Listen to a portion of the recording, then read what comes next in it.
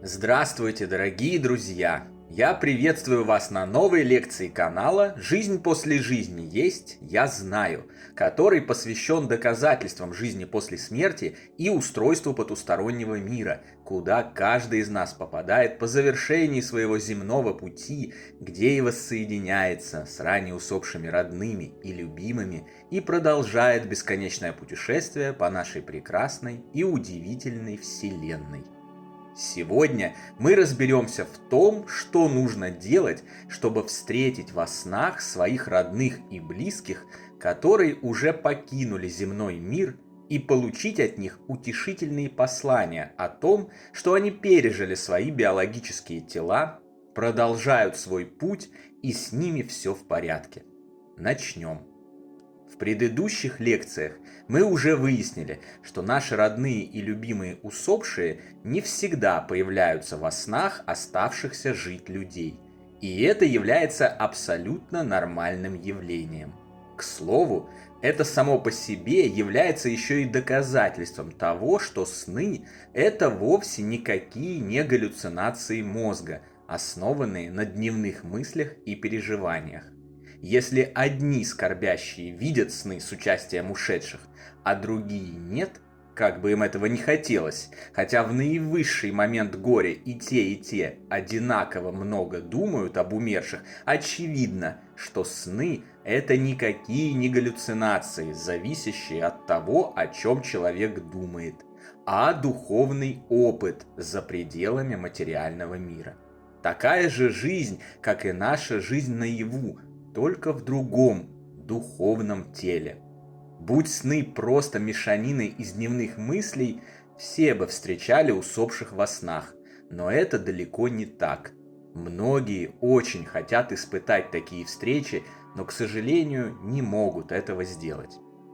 Желание людей встретить отшедших в сновидениях вполне логично, а его реализация более чем возможна и даже желательна, так как, получая послания усопших родных и близких о том, что они продолжают жить и у них все хорошо, мы снижаем величину горя, избавляемся от страха смерти и открываем себя для позитивных метаморфоз духовного роста и знаний о продолжении нашей вечной жизни за пределами земного материального мира. Это желательно и для самих усопших, так как для них особенно важно, чтобы их любимые люди получили утешение и продолжили спокойно жить, решая важные задачи воплощения до воссоединения на том свете. Они закапывали себя во мрак печалей, депрессий и скорби до конца своих дней, отказываясь от всех перспектив и возможностей развития и прогресса, предлагаемых материальным миром. Встретить родных умерших во сне способен каждый, но не каждый понимает, что сам же может препятствовать этому своими горем, отчаянием, бесконечной и всепоглощающей скорбью, гневом, обидами на самих усопших, на себя, на врачей, не спасших их, на кого-либо другого, кто, по их мнению, повинен в смерти любимого человека.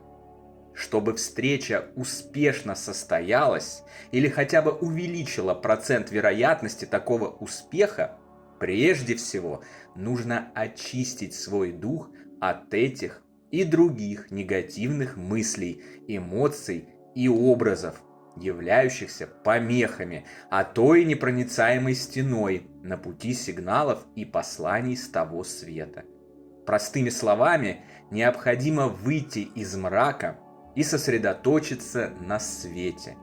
Это в целом обязательное условие в установлении любого вида контакта с потусторонним миром – начать соответствовать ему. Чем более живущий человек соответствует потустороннему миру и его принципам – любви, добру и свету, тем более потусторонний мир раскрывается навстречу такому человеку. На следующем этапе необходимо сосредотачиваться исключительно на позитиве и думать об усопшем исключительно же с любовью, отправляя ему по без сбоев работающим вселенским каналам связи только светлые мысли и эмоции. Не стоит настойчиво просить его прийти в сон. Многие совершают эту ошибку и сосредотачиваются исключительно на просьбах и мольбах присниться, обильно сдабривая это дело еще и слезами. А когда это не срабатывает, еще больше погружаются в печали, обиды и неверие в себя и своих любимых. Вместо этого следует благодарить родных и близких так, как будто они уже дали вам то, чего вы хотите, как будто они уже это сделали и явились в ваши сны. Следует благодарить и Бога, с любовью обеспечившего нас возможностью оставаться вместе, несмотря ни на что, и предоставившего нам для этого все инструменты.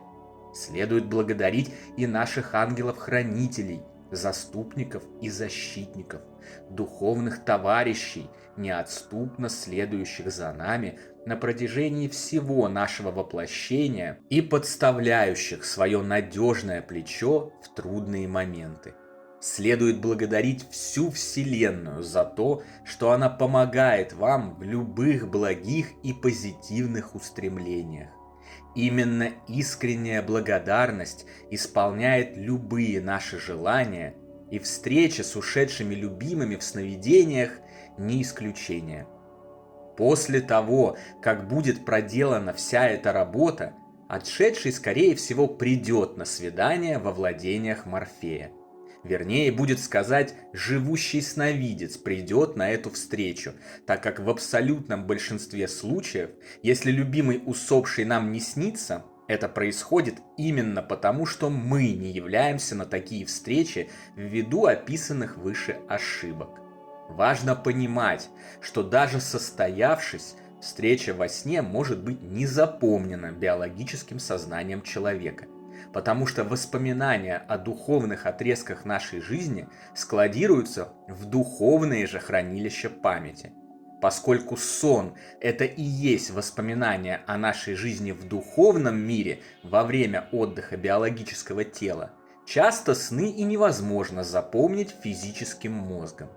Однако, независимо от того, запомнит ли своим биологическим сознанием воплощенная личность такую встречу или нет, эффект от нее будет ощущаться в более легком пробуждении, повышенном настроении, снижении остроты горя и постепенном продвижении к свету, покою и комфорту в душе.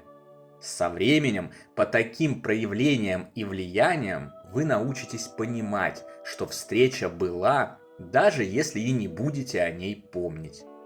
И снова напомню, что все, о чем я говорю, это не слепое теоретизирование и пустая болтовня, а информация, проверенная лично мною на практике. Так, мой самый родной и любимый человек, уже знакомый постоянным зрителям канала Даня, начал появляться в моих снах почти сразу же после своего ухода из земного мира.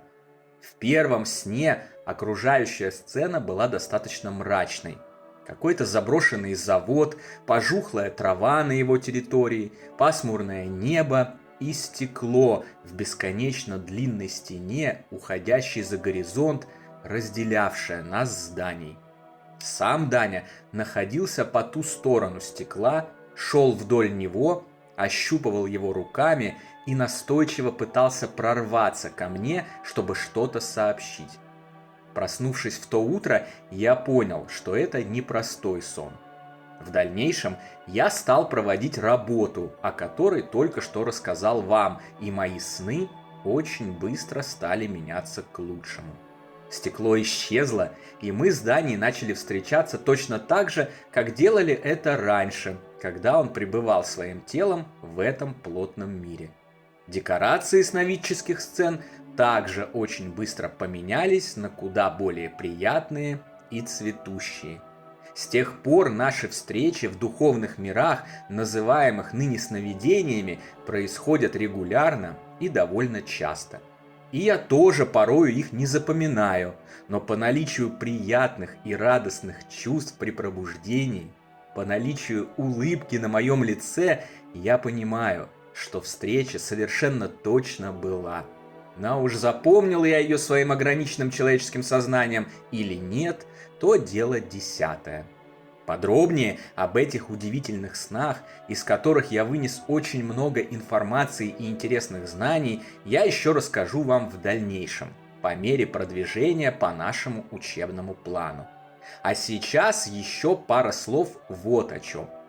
Чтобы встреча с родными и любимыми в так называемых снах состоялась гарантированно и отложилась в земной памяти, очень желательно освоить практику осознанных сновидений. Сейчас с этим нет никаких проблем. Существует множество книг и пособий, эффективно помогающих в этом деле.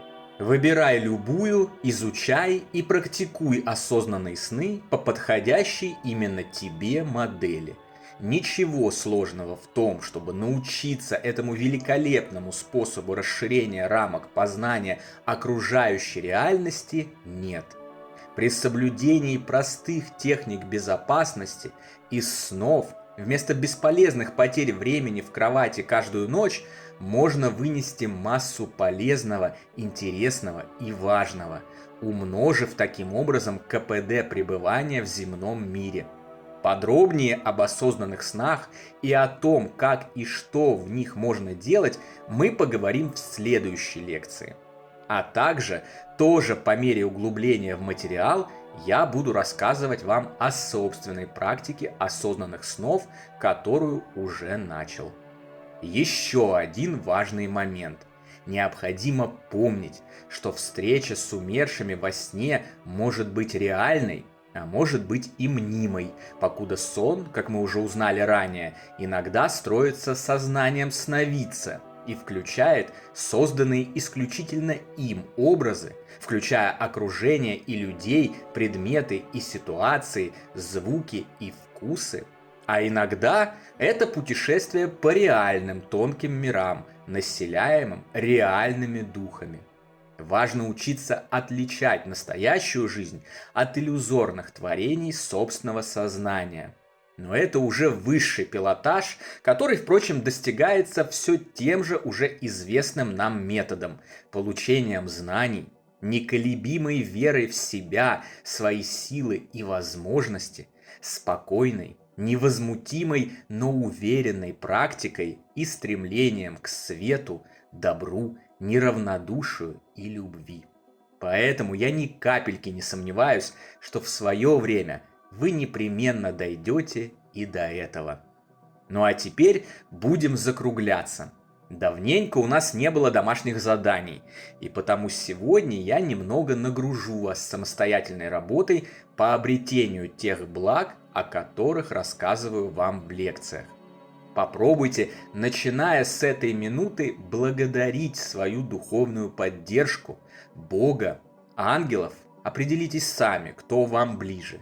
Или вообще благодарите все мироздание, всю Вселенную в целом, за все, что с вами происходит. Причем как за хорошее, так и за то, что кажется плохим.